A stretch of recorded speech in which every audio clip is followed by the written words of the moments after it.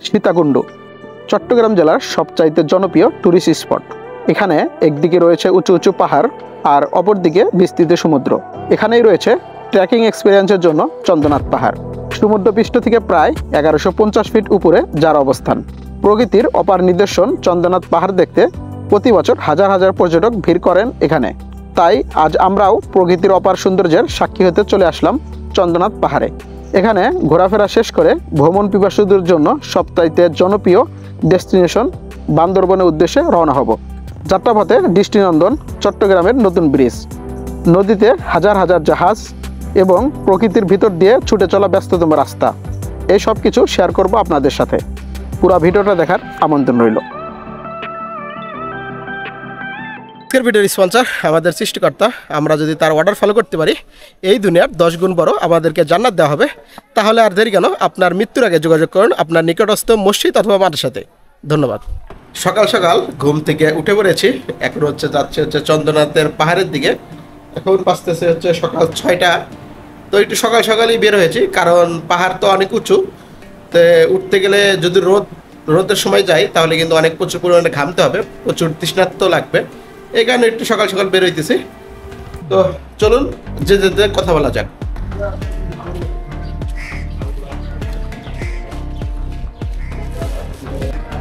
রাতে গুড়ি গুড়ি বৃষ্টি হয়েছে। তো ভাবছিলাম যে যদি প্রচুর বৃষ্টি নামতো তাহলে আজকে খৈয়াচড়া ঝর্ণাতে যাইতাম। কিন্তু আসলে যে বৃষ্টি হয়েছে এতে খৈয়াচড়া ঝর্ণার পাহাড় পর্যন্ত পানিটা পৌঁছাইছে নাকি সন্দেহ, কারণ গাছের উপর পানি পড়ে শেষ হয়ে গিয়েছে। দেখি চন্দ্রনাথ পাহাড়ের দিকে যাই। ওখানে আশেপাশে ঝর্ণায় হয়তো পানি নাই, যদি পানি থাকে অবশ্যই আপনাদেরকে দেখাবো। আলহামদুলিল্লাহ, বাইক নিয়ে ছুটে চলেছি চন্দ্রনাথ পাহাড়ের উদ্দেশ্যে। চন্দ্রনাথ পাহাড়, চন্দ্রনাথ মন্দির, সেটার উদ্দেশ্যে বের হয়ে পড়েছি হোটেল থেকে। সামনে সীতাকুণ্ড। তো এখন আমি ছিলাম মিরসরাই, ওখান থেকে সীতাকুণ্ডুর উদ্দেশ্যে রওনা হয়েছি। তো যাত্রাপথেই রেল ক্রসিং পেয়ে গেলাম। একটা ট্রেন দেখি ঢাকার দিকে, চট্টগ্রাম থেকে ঢাকার দিকে ফিরতেছে। এই ট্রেনটা এখন যে জায়গা দিয়ে অতিক্রম করতেছে সামনেই সীতাকুণ্ড স্টেশন। আপনারা এখন যে প্ল্যাটফর্মটা দেখতে পারতেছেন স্টেশন, এটা সীতাকুণ্ড স্টেশন। তো এখানে আসলে মেল ট্রেন ছাড়া আন্তনগর ট্রেন এই জায়গায় থামে না। তবে রাতের একটা ট্রেন আসে, সেটা রাত 11:30টার দিকে ঢাকা কমলাপুর স্টেশন থেকে। এখানে এসে সকাল 4:30, 5টার দিকে নামিয়ে দেয়। আপনি ইচ্ছা করলে এই সীতাকুণ্ড পাহাড় যারা ঘুরে আসতে চান বা ঘুরতে আসবেন তারা কিন্তু এই লোকাল ট্রেনে এখানে আসতে পারেন। এই যে এদিকে সীতাকুণ্ড পাহাড়ের যাওয়ার রাস্তা। আর এখানে যে বাইকটা পার্কিং করে রেখেছি, সুন্দর একটা ছাউনির মধ্যে তারা করে দিয়েছে। বাইকটা এখানে রাখলাম। তারা বাইকের জন্য পার্কিংয়ের জন্য 50 টাকা চাইলো আর কি। তো যাক, 50 টাকা যাক, কিন্তু সেফলি এখানে থাকবে এটা ভাবতে একটু ভালো লাগতেছে আর কি।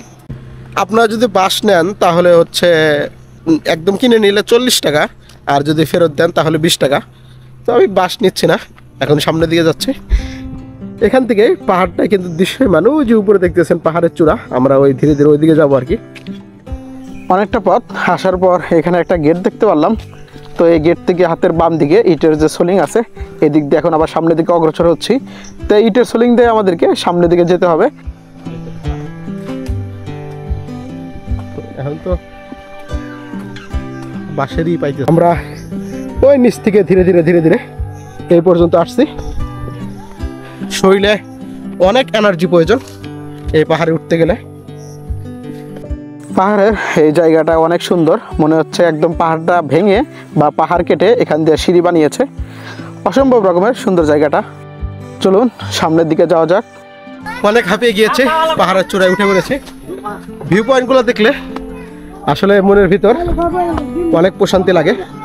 ওই যে দূরে সাদা পানির মধ্যে দেখা যাচ্ছে, ওটা সমুদ্র আর কি। আর এদিকে সাদা ছোট ছোট ঘর বাড়ি, বিল্ডিং। আর এই সাইডে নিচে জঙ্গল, ছোট ছোট পাহাড়, অনেক সুন্দর জায়গা। দেখতে পারতেছেন অনেক লোকজন কিন্তু এখানে ভিড় করেছে। আমরা আসলে অনেক লেট করে ফেলেছি আসার সময়, আর একটু দূর উঠলে একটু গ্যাদারিং কম হইতো। অনেক লোকজন এখানে হিন্দু ধর্মাবলম্বী আছে, তারা উপরে উঠতেছে পর্যালোচনা করার জন্য। তারা ওখানে পূজা দিবে আর কি। আমি এই কারণে বললাম যে এই বসে ঘুরতে পারতেছি। আমি আসলে যে পরিমাণ ট্রাভেল করি হয়তো ওই পরিমাণ মানুষ সোশ্যাল মিডিয়াতে আপলোড করি না, কিন্তু আমি কিন্তু সবসময় ঘোরাফেরার উপর করি। আমি কোনো জব করি না, কোনো কিছু করি না। শুধু আমি একটু ফার্মে একটু টাইম দেই, কারণ ওটা যেহেতু নিজের বিজনেস, এটা তো দেখতেই হবে। আর দ্বিতীয় কথা ইনশাল্লাহ দেশের বাইরে যাওয়ার প্ল্যান আছে। আর আমি এখানে আসছি, এখান থেকে আবার বান্দরবনের উদ্দেশ্যে রওনা হব। তো দেখা যাক এটা কতদূর শেষ করতে পারি।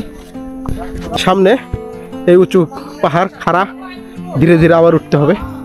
প্রচণ্ড গরম লাগতেছে, সূর্য উঠে তো একদম ফুল উঠে গিয়েছে, গরমে আর সহ্য হচ্ছে না আর কি।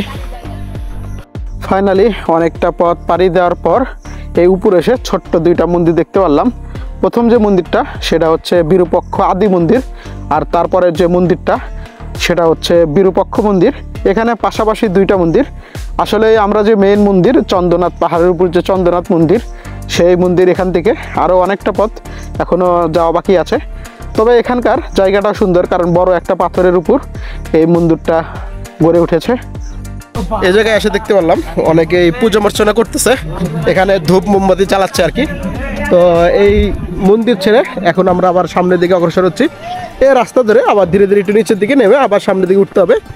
যে উঁচাই চূড়োয় সেটা হচ্ছে আসল মন্দির, নবরত্ন মন্দির আর কি। সরি, নবরত্ন মন্দির বলতেছি, চন্দ্রনাথ মন্দির আর কি, ওই উপরে।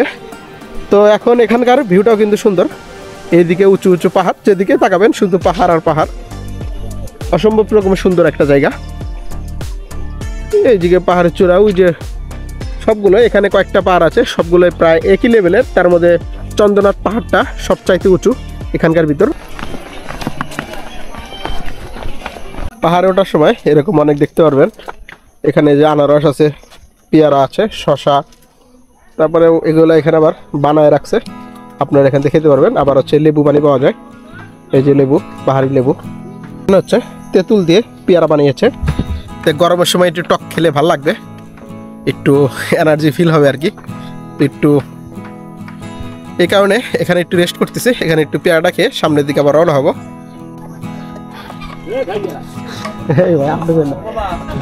ফাইনালি চলে এসেছি একদম চন্দ্রনাথ পাহাড়ের উপরে যে চন্দ্রনাথ মন্দির তার কাছাকাছি। এখানে মেইন ফটক, এখানে নির্মাণাধীন আছে, এখনো কাজ চলতেছে। আর এই পাইপ দিয়ে এখান দিয়ে রেলিংয়ের মতো আছে, অনেকেই দেখতে পারতেছেন বসে আছে, অনেক সুন্দর জায়গা।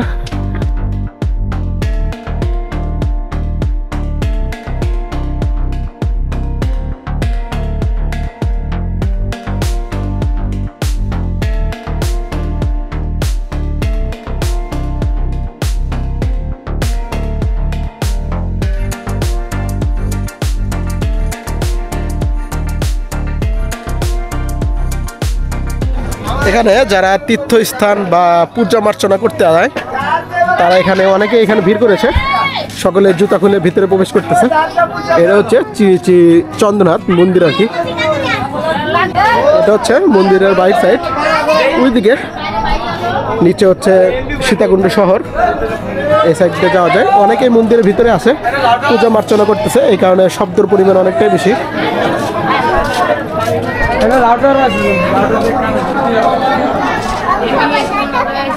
অনেক লোক এসেছে এখানে, অনেক লোক।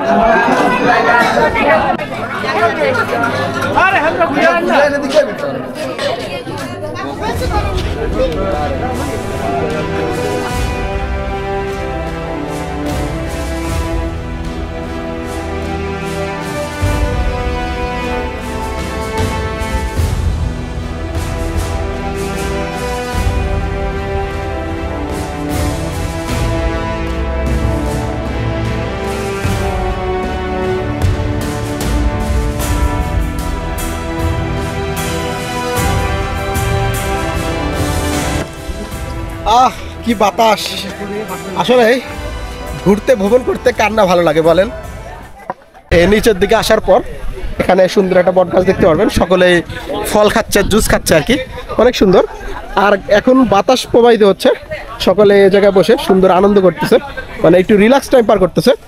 আমরা এখন কিন্তু এখানে একটু রিল্যাক্স টাইম পার করার পর এখানে কিছু খাওয়া দাওয়ার পর এখান থেকে আবার ধীরে ধীরে নিচের দিকে যাব। এখান থেকে এই যে বট গাছ আছে, বট গাছের এই সাইড দিয়ে হচ্ছে নামার রাস্তা। এখান দিয়ে আমরা আবার ধীরে ধীরে সেই ডাউনফলের দিকে যাব, নিচের দিকে আর কি।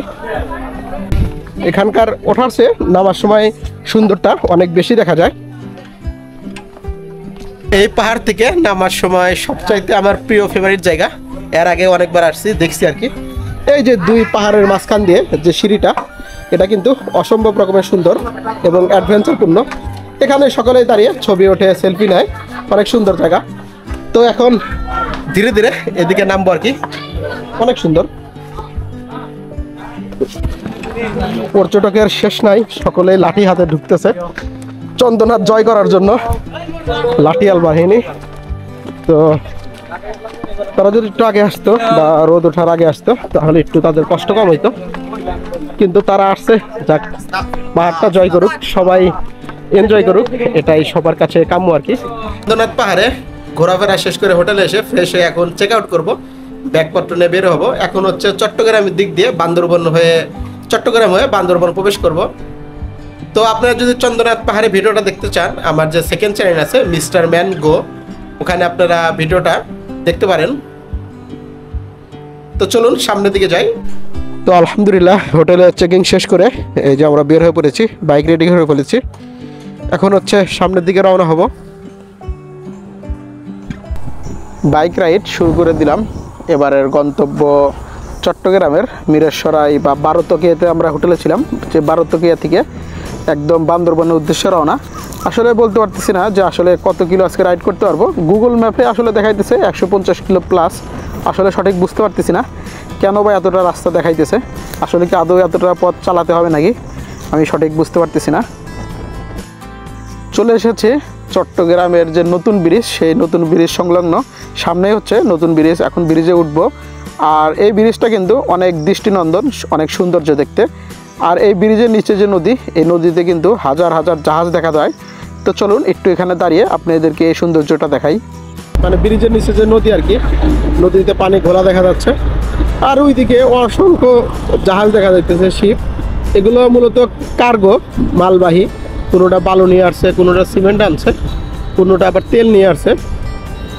এখানে যেগুলা শিপ ভিতরে ঢুকতে পারে না, মাদার শিপ যেটা আর কি, সেটা তো একবার গভীর সমুদ্রে থাকে। ওখান থেকে কিছু মাল এটাতে ট্রেনে করে উঠাই দেয়, এখান থেকে আবার এই জায়গাগুলোতে আনলোড হয়। আর শিপগুলো ভিড়ায় রাখছে, মাঝখানে নোঙ্গুর করে রাখছে, যখন আনলোড হয়ে যাবে তখন এখান থেকে আবার চলে যাবে। যেটা আনলোড হওয়া প্রয়োজন সেটা কিন্তু নদীর কিনারায় যায়। এই পাশে দেখতে পাচ্ছেন কিনারা, ওইদিকে আবার ওইদিকে কিনারায়, ওইদিকে আনলোড হয়, আর মাঝখানে লঙ্গুর করে রাখছে। আকাশটাও কিন্তু বেশ সুন্দর, চমৎকার লাগতেছে আমার কাছে, অসম্ভব রকমের সুন্দর জায়গাটা।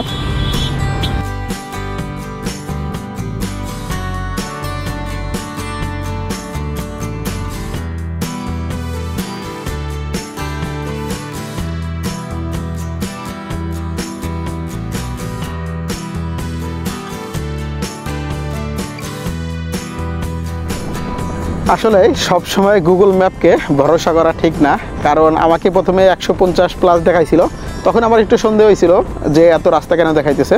পরে সে ফার্স্ট রুট দেখাইছে যে এই রাস্তা দিয়ে গেলে ফার্স্ট হবে। তো ফাইনালি এই রাস্তায় ঢুকে দেখতে পারতেছি এটা একদমই লোকাল রোড, কিন্তু এখন যেরকম ফাঁকা মনে হইতেছে আসলে এতটা ফাঁকা থাকে না, কারণ এখানে প্রচুর গাড়ির চাপ থাকে, প্রচুর এই রাস্তায় বড় বড় গাড়ি চলাচল করে। আর এটা যেহেতু 1 বাই 1, এই কারণে এই রাস্তায় গাড়ির চাপটা বেশি হয়, কারণ একটা গাড়ি যখন ওভারটেক করতে হয় তখন জায়গাটা খুবই একটা কমে যায়। আর এই রাস্তায় প্রচুর পরিমাণে বড় বড় লরি চলে, বাস চলে, আবার সিএনজির অভাব নেই। এই রাস্তাতে কী পরিমাণ সিএনজি চলে সেটা আপনাদেরকে হয়তো সামনে কিছুদূর গেলে বুঝাইতে পারবো, কারণ একটু পরপরই সিএনজি আসতেছে, প্রাইভেট কার আসতেছে, ট্রাক আসতেছে। সামনে দেখে মনে হইতেছে বিশাল একটা ব্রিজ, হ্যাঁ যে কথা সেই কাজে, এটা একটা ব্রিজ মনে হচ্ছে। ও জায়গাটা কিন্তু অসম্ভব রকমের সুন্দর। দেখুন ব্রিজের নিচে প্রচুর পরিমাণে বৃষ্টি হয়েছে, ভালো পানি জমে গিয়েছে। আর ওই যে দূরে আকাশটা দেখুন কত সুন্দর, মেঘাচ্ছন্ন, মেঘ একদম জমে হয়ে আছে, মেঘের বিশাল বড় খণ্ড। যা গুগল ম্যাপ একটা দিকে হয়তো সময় বেশি লাগলেও এই সুন্দরতম একটা জায়গা আমাকে উপহার দিয়েছে, যেটা আমার কাছে সত্যিই অনেক ভালো লাগতেছে। কারণ দেখুন ওইদিকে মেঘ জমে আছে, ওই আকাশটা দেখতে কত সুন্দর, একদম যেটা কি বলবো, আপনারা তো নিজ চোখেই দেখতে পারতেছেন, অসম্ভব রকমের সুন্দর একটা জায়গা। আসলে এই সমস্ত জায়গায় বিকালের সময়টা পার করতে পারলে নিজের কাছে অনেক ভালো লাগে, কারণ সুন্দর একটা সময় কাটে এই সমস্ত জায়গায় অপেক্ষা করার পর বা বিকালের সময়টা কাটানোর পর। তো দেখি এই রাস্তায় আরও কত কি দেখতে পারবো। তবে আলহামদুলিল্লাহ একদিকে এই রাস্তাটা ভালো আছে, যে চারিদিকে প্রাকৃতিক সৌন্দর্য, নান্দনিক সৌন্দর্য এটা দেখতে পারতেছি। যদি এই রাস্তায় না আসতাম তাহলে কিন্তু এটা কখনোই দেখতে পারতাম না। একটা বাইকের সার্ভিসিংয়ের দোকান পেয়ে গিয়েছি। এখানে আসলে বাইকটার একটু চেনটা খড়খড় করতেছে, চেন শুকিয়ে গেছে, চেনে একটু তেল দিতে হবে, আর চাকাগুলোতে একটু হাওয়াটা চেক দিতে হবে কীরকম লাফালাফি করতেছে। টপ টপ করে বৃষ্টি পড়তেছে, যদিও বৃষ্টির পরিমাণ কম, তারপরে গুড়ি গুড়ি হচ্ছে আর কি। আর এখানকার কিন্তু অনেক সুন্দর, এদিকে খোলা মাঠ, ফসলের ক্ষেত, আর মাঝখান দিয়ে রাস্তা, অনেক সুন্দর পরিবেশ। আর বৃষ্টি হওয়ার পর কিন্তু একদম আবহাওয়াটা একদম ঠান্ডা হয়ে গিয়েছে। মানে দু একদিন যে পরিমাণ প্রচন্ড গরম গেল, আজকে ওই হিসাবে ভালো লাগতেছে। কালকে তো যখন আসলাম তখন তো প্রচুর পরিমাণে গলা শুকাইতেছিল, প্রচুর পানি খাওয়া লাগলো। আজকে এখন বৃষ্টি হওয়াতে গলা একটু কম শুকাইতেছে।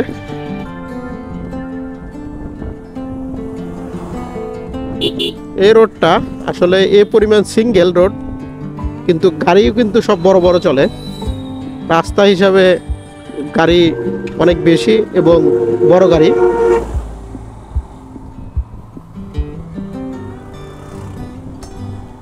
আর সবচেয়ে বেশি চলে এই রাস্তায় হচ্ছে সিএনজি।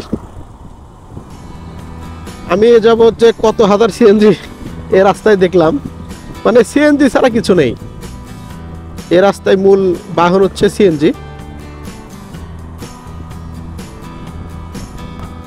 যাইতে যাইতে সন্ধ্যা হয়ে যাবে, কারণ এখন বাজতেছে 6:50-45 দিকে সূর্য ডুবে যায়।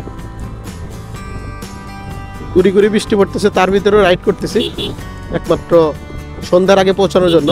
যদিও পৌঁছাতে পারবো না, তবে সন্ধ্যার পর পরে যেন হোটেলে উঠতে পারি। শরীরটাও টায়ার্ড, আর এই ভেজা জামা কাপড়গুলো শুকাতে হবে। কালকে তো আবার বান্দরবনের ভিতরের দিক প্রবেশ করব, পাহাড়ি রাস্তা।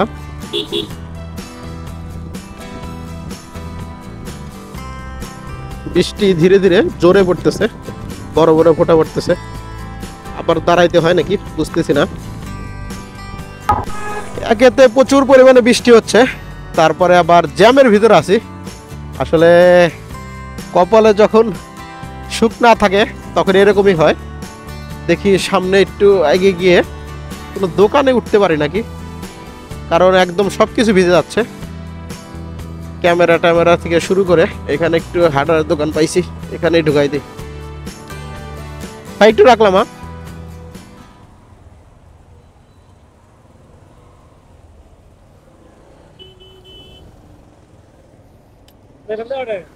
জি ভাই, যাব হচ্ছে চকরিয়া। হ্যাঁ, না এটা ক্যামেরা, ক্যামেরা ক্যামেরা। এটা ভিডিও করতেছি, ভিডিও হচ্ছে ভিডিও। এখান থেকে চকরিয়া আর কত দূর? 1 ঘন্টা। কিন্তু রাস্তায় যে পরিমাণ জ্যাম জট, এখনো গন্তব্যে পৌঁছাতে পারি নাই।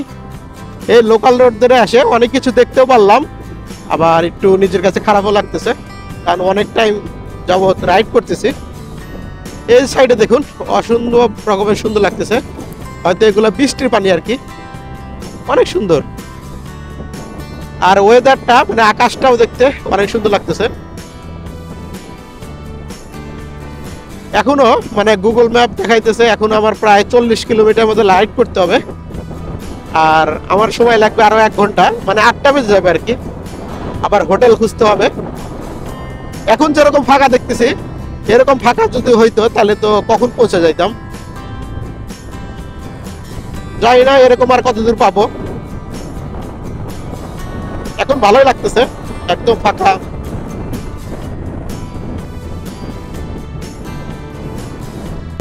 আজকে আসলে গুগল আমাকে কি যে দেখাইলো আমি তো আসলে কিছুই বুঝতে পারতেছি না। একদম রাত হয়ে গিয়েছে, এখন মনে হয় সম্ভবত 7:30 বাজে। তো ভাবছিলাম 8টার মধ্যে, মানে প্রথমে ভাবছিলাম যে 6টা 6:30টার মধ্যে পৌঁছে যাব, পরে 7টা, এখন হচ্ছে 7:30 বাজতেছে। হয়তো 8টার মধ্যে চকরিয়া পৌঁছাইতে পারবো নাকি, এটাও সন্দেহ।